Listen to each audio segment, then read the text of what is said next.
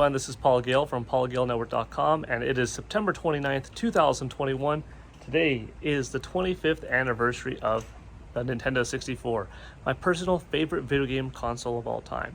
I'm going to hop inside and do a little breakdown telling you what makes the system so cool and some of the reasons why it's in fact my favorite. Alright, we're back, and here is the Nintendo 64 up close. The system is very slick, very sleek in design, and I am a big fan of the curvature of this thing. I'll show you a comparison video in just a moment to what the NES and NES looked like before it and why this was such a cool time for gaming. The N64 had some nice air ducts on the side that allowed air to travel out on top as well. It was a top-loading cartridge-based system like the SNES before it. It had a power button on the left, a reset button on the right, and inside here is the expansion pack port, which I have the memory expansion, which is this 4 megabyte nice red expansion pack, but before this was just a plain black cartridge that was a jumper pack. Basically, to be used in the system that did not provide any memory, was just a place for a buffer to exist from where there would eventually be this connection, which is the expansion pack. 4 face buttons on the layout, or I should say 4 controller ports, with 1, 2, 3, and 4 being indicated as such. This fantastic N64 logo, which in my opinion is one of the coolest logos in gaming. Of course, the Nintendo 64 was originally going to be called the Ultra 64, but Nintendo 64 ended up being the final name, as that was more popular and more appropriate for a worldwide audience. And yeah, otherwise the logo is the same as it was when we first saw promotional material for it back in the early 90s.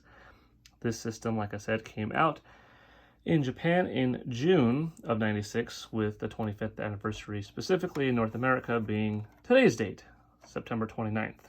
The N64 on the bottom of the system had room for the Nintendo 64 disk drive. The N64 would sit on top of this disk drive, which was nicknamed the bulky drive due to its size, and that provided Nintendo with more room for larger games, additional games that could be created, expansion packs, DLC before DLC was really a thing. You know, that thing only came out in Japan, unfortunately, but it was still something that was neat at the time, and I've always been a fan of how it looked too. Added a real layer of depth to the system. This is the original Nintendo Entertainment System, which came out in North America in 1985. You could see that we're skipping Super Nintendo for now, just to show you the evolution from beginning to most recent, from NES to SNES to N64. But we will have all three in the shot eventually. This being my first video game console, aside from the TI-94A computer slash video game system that I had, which was basically a front-loading cartridge-based computer that allowed you to type, improve your typing skills, and play some basic video games on it, that I received in the early 80s, but the NES was my first traditional video game console. All original hardware that I'm showing you today, by the way. Things that have stayed at my parents' house and have truly lasted for, in some cases, over 30 years, and pretty cool. This, as a mid-80s device, looks kind of familiar to a VCR back in the day, although the color is distinct. VCRs were oftentimes pure black. This has a couple of different shades of gray. Got power, reset, 2 players, front loading, and that was the NES. You could already see a giant difference in those two. And if I show you the Super Nintendo, now keep in mind, my SNES is properly two-toned in color. This is the primary color of what the SNES was, this lighter gray, and this was not a smoking-based home. However, just by being outside, having that plastic touching the air for that many years that I've had it, this thing did come out in 1991. A little bit of sun exposure and whatnot.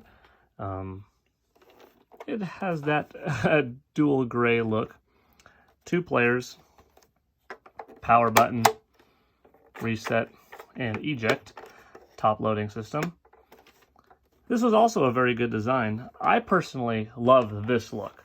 The SNES look for the North American market is my preferred one. I like the Japanese look, I like the European look, but I prefer the SNES in North America. You can see how they shrunk down the look of the system. If I put the two on top of each other, NES and SNES, you can see that the NES is definitely thicker, but overall, it was kind of designed to look like a Super Nintendo, right? This was the next step up. You went from this horsepower to this horsepower, and going from this to this, color definitely changed up, a lot more angular. The Super NES came out in 1991. You're seeing sophistication in hardware design. You're seeing that the industry is trending towards being smaller, more slick, more ergonomic, greater set of curves, and of course the N64 brought with it 4 controller ports and significantly more power. Up to this point in the video game industry, we were playing on NES for 11 years. We were playing on Super Nintendo for 5 years. Competition existed with the Sega Master System, Sega Genesis, and eventually the PlayStation and Sega Saturn, all of which that I mentioned are the main forms of competition for Nintendo. But when Nintendo 64 came out, the game really changed. If I just show you the first controller that we got from Nintendo in the North American market, you'll see the iconic design was very simple, but has pretty much stood the test of time, laying out certain things that were forever a part of video games since. The D-pad, a select and start button, and B and A buttons. That was it. It was corded, it was rectangular, and this is how we played games. That next evolution into the Super Nintendo pad, I love looking at these things side by side, and being a kid during this time was fascinating because it was the forefront of this technological boom, you know? Born in 1983, I wasn't a part of the 1970s video game crowd, but still, 1983 going into 85, 89, 96, this is still when video games are pretty young overall, and when a lot of growth is happening. And you can see, here we had the curvature, smoother, rounded out. D-pad still exists, select and start. The now iconic, nice Y and X, B and A, and you had the addition of the L and R buttons. This made playing games like Street Fighter, for instance, wonderful because it was that 6-button face layout, shoulder layout combined. And much like the systems evolving, going from Nintendo more rectangular to Super Nintendo more curved, the next step came the most curved to date, and that was the Nintendo 64 controller. The N64 controller released in a number of colors. The primary color that came with the system was this gray, and this is how the two look like matched up together, which is very nice. This gray matches where the controller ports go. But the system also had a number of other colors, which were very cool, including this very slick black that matched the N64's primary color base. The buttons stayed the same, the analog stick, start button, all of that stayed the same. And then a fun rainbow of assortments of colors such as blue, red, green, and yellow. Third parties got in and made their own controllers as well, but Nintendo's specific ones, yeah, the gray, blue, black, red, yellow, and green. They eventually had a really cool Millennium one, which was half silver and half black, that you could get from Nintendo Power if you won a specific competition. They also had a gold one, which was really cool. But yeah, let me tell you a little bit about this controller. See, it just fits so naturally in my hands. Some people, and I remember I had a friend who I was introducing this to for the first time several years ago, and he attempted to go like this as a first-time gamer, growing up in the era, or as a first-time gamer of this particular controller, I should say. But growing up in an era where, you know, We have analog sticks and D-pads on the same side, and 2 analog sticks for that matter in total. It was thought to go here, without understanding, oh no, it's this. But I thought that the marketing campaign was perfectly clear back in the day. I had no problem understanding. I remember taking my Super Nintendo controller and trying to imagine, okay, what is it like to hold these grips here and like, oh, hold another one here. And I was just fascinated by it. Of course, I was a lot younger in 1996. I was 12 turning 13, too early to go to an E3 or anything like that. So it was just imagination. But I got to play an N64 based off of a Japanese model for the first time in either late June, just after it released, or early July of 1996. So I was either 12 or just turned 13, and that was ahead of the North American launch. I played it at a Japanese import store in Torrance called Gameland. And that moment was magical. Playing Super Mario 64 was absolutely an unforgettable experience. And of course, I would get my system, a few months later. But yeah, this is the primary way how we held it. Now, Nintendo and its NES controller was very rectangular, as I mentioned. Super Nintendo started to curve it out. You got in some other controllers that had some greater curves, such as like the PlayStation, for instance, but Nintendo 64 was really the first one with full-on prongs, full-on ergonomics built into the controller that really made it melt into your hand. Mr. Shigeru Miyamoto helped design this controller, who is also the creator of franchises such as Mario and The Legend of Zelda, and he said that the controller should be a true extension of your arms, of your hands, to make you feel immersed in the game and connected. That's a good controller, in my opinion. This brought forth this right here, an industry standard, the analog stick. It had an octagonal gate, but it also had pressure sensitivity. You could really tiptoe and feel the difference in Mario from walking to a really slow crawl, I should say, to a little bit more of a breeze to running full on, for instance. In Star Fox 64, going down with the ship, up with the R-Wing. We used to do this back in the day, especially when we were dealing with 3D reality games. Turning, because we were involved in more axes than just 2. There was X, Y, and now Z. In 1080 snowboarding and Wave Race 64, we would lean in with GoldenEye 007, a very popular first-person shooter back in 1997, and Perfect Dark, which came out in 2000. This was walking around. This was strafing. You would walk and turn around a corner. You would hold an R button, for instance, to lock on your gun's aim, and then now aim around with this left analog stick. Most games these days, they have 2 analog sticks set up in a shooter, for instance, so aiming around is done with the right stick.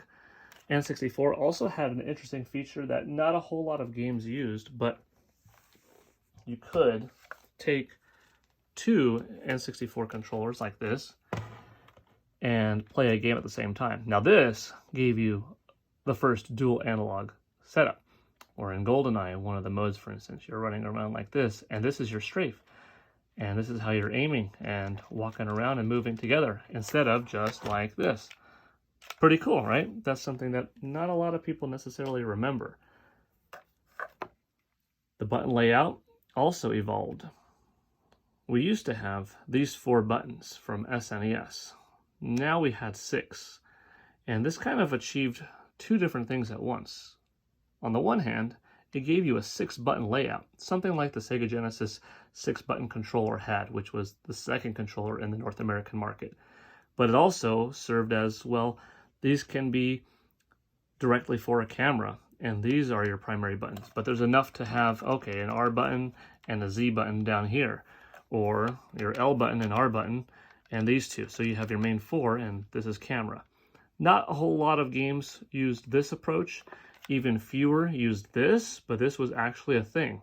Turok, Dinosaur Hunter for Nintendo 64, an early game that came out, actually used this, where you're walking around and strafing and aiming and shooting accordingly. Some fighting games use this setup. A lot of games, like I said, use this. One genre that I will say that I wish was treated better on the N64 was the fighting game genre. We had Mortal Kombat still. We still had Killer Instinct and War Gods, Clay Fighter 63 and a third, WWF and WCW wrestling games, which aren't necessarily your traditional fighting games, but they were there in good health too. Smash Brothers, of course, was born here in 1999, but no Street Fighter.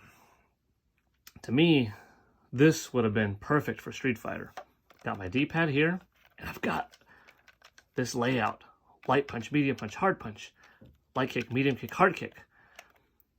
Representing all three punches at once, representing all three kicks at once. And playing and busting out all my moves. Boom, boom, boom, boom, boom. Or, how I had it on the SNES was, I went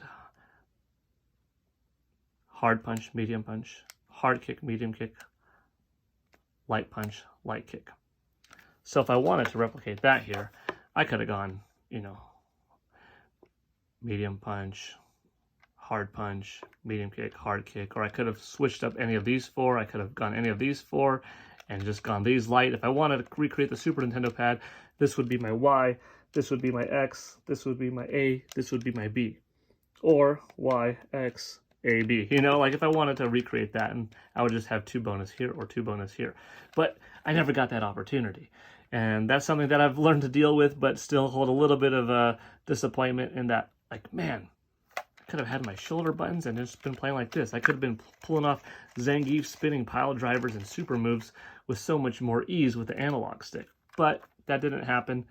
Capcom still did represent fairly well on the N64 with games like Mega Man Legends and Resident Evil 2, but a lot of the heavy hitters didn't come.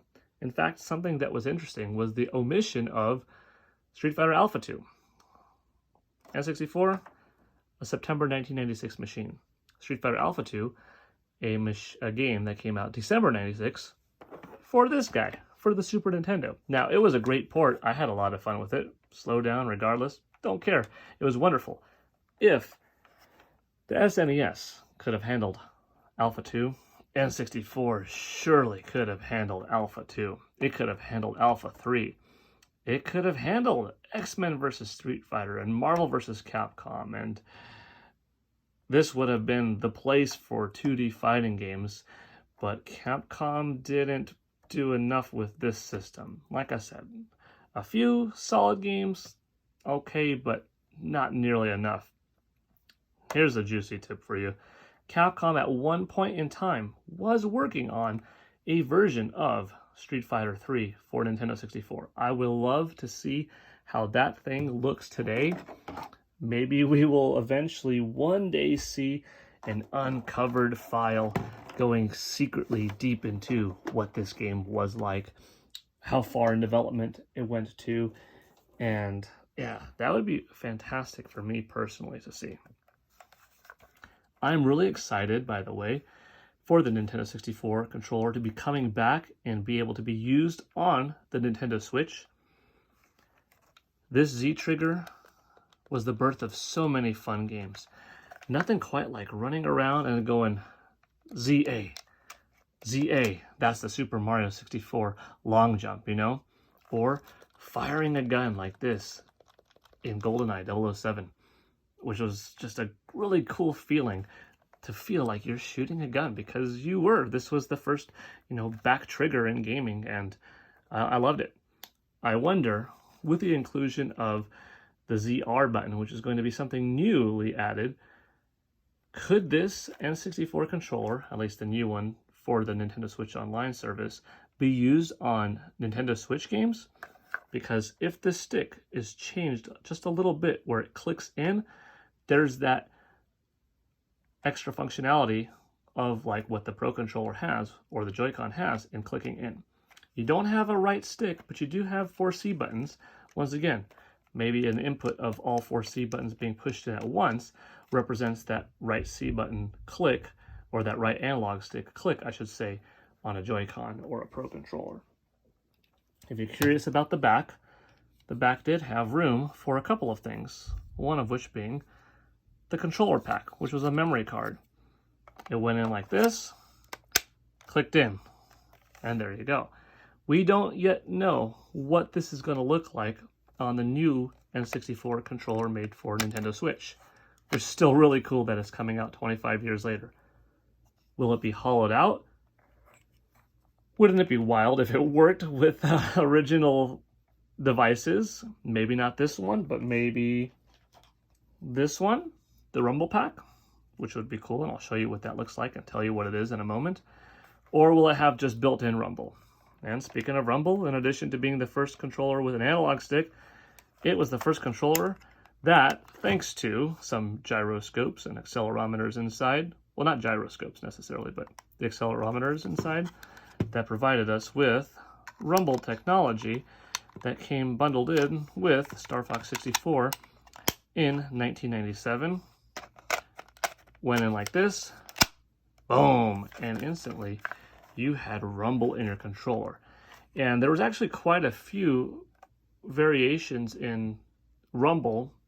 It's maybe not as pronounced as a Nintendo Switch Pro controller is with HD Rumble nowadays, or a PlayStation 5 DualSense controller, but it was a really big deal at the time. And you know, you could really get a different sense of firing a beam, charging up and having a beam be released, crashing your ship on the right or left and feeling a little bit more vibration this way or that way, accelerating, flying through light speed points on Star Fox 64, firing one shot in a game like Perfect Dark or GoldenEye, having rapid shots, having a bigger gun, you know, getting shot at, having a machine gun with automatic capabilities. This also served, in addition to the Rumble Pack and the memory card, a transfer pack, which I do not have, but it allowed you to bring in your Game Boy save files from Pokemon onto Pokemon Stadium on Nintendo 64. Also, Hey You Pikachu, a talking device, which you hooked in here and then had a microphone, and you're able to speak with Pikachu and control him. Both Hey You Pikachu and Seaman for Sega Dreamcast were a couple of the first voice-to-text games. This controller, can I just say, it just looks futuristic. Despite being 25 years old, it just got these slick lines, these slick features. Very ergonomic, very good feeling. It was a big step up in video games, and I personally love it. Very comfortable. I'm looking forward to feeling and buying that new one from the Nintendo Switch Online service. And that's kind of going to do it for the hardware point of my N64 Classic look back. In just a moment, I'm going to show you a couple of cartridges and what they looked like as well. But I hope that so far you're having a good time watching. Here we have several cartridges from my original collection of NES, SNES, and Nintendo 64 games. I'm going to start off with my original copy of Super Mario Brothers, which I have in this light blue case. And this is from Toys R Us back in the day for 89 cents for this particular blue case. And this was a look at the cartridges back then. Of course, Super Mario Brothers and Duck Hunt releasing together, 1985. Of course, last year we celebrated the 35th anniversary of Super Mario Brothers, so that's pretty cool. And this is what the original box art looked like. Well, I should say instruction booklet, black and white at the time.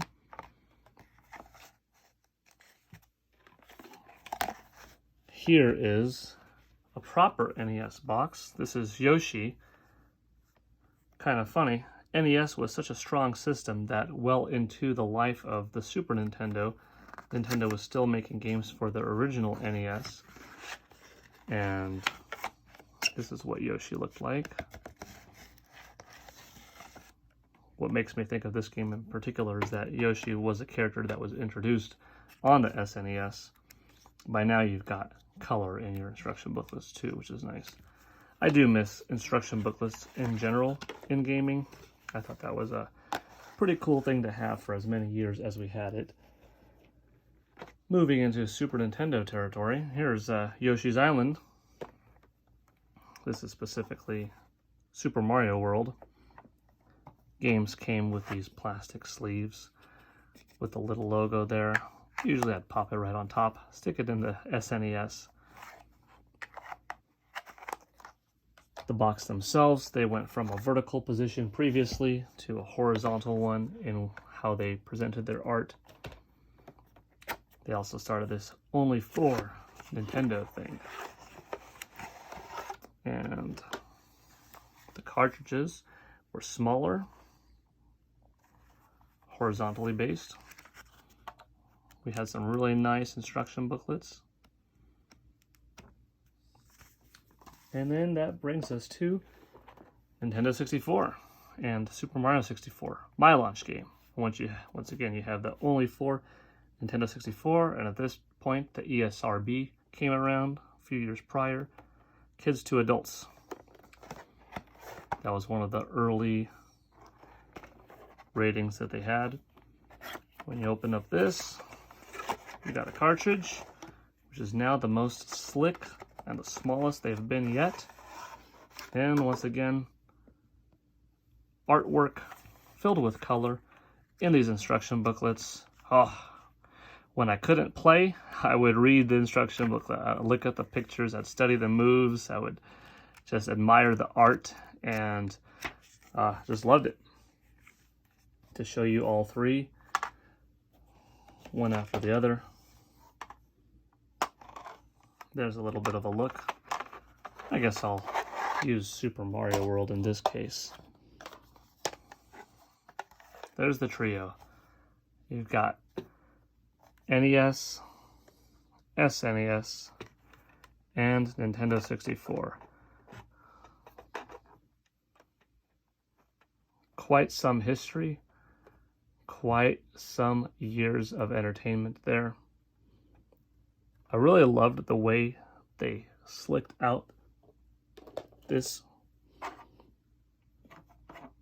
And when you inserted it in the top, that's what you looked at. That's what you looked at from across the room. And everything just fit very nicely. Of course, Nintendo and its third parties have various cool colors for a number of cartridges. The Super Nintendo had some. Maximum Carnage, for instance, was red. This is one that's a special one to me. The Legend of Zelda Ocarina of Time, in its gold. Of course, on the NES, you had gold for the Legend of Zelda. But overall, this was a lot of fun looking back. For some of you, this may just be a little bit of a refresher. You've been around the video game industry long enough that you have this stuff. You know of it. For some of you, it might be a first time really looking deep dive.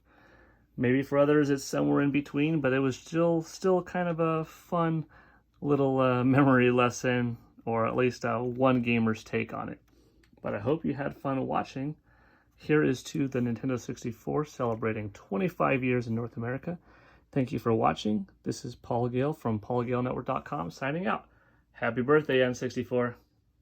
Hey, so this is going to serve as a one more type of thing, so thanks for sticking around to the very end. But, you know, I told you why I love the Nintendo 64, why it's one of my favorite video game consoles of all time. But I want to hear your thoughts as well. Were you around back in 1996 as a kid, as a teenager, or as an adult?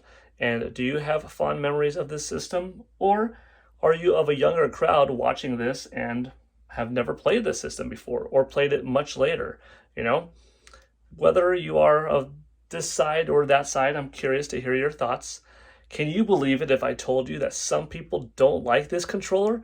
Bizarre, right? But some people actually say it was an uncomfortable controller to hold.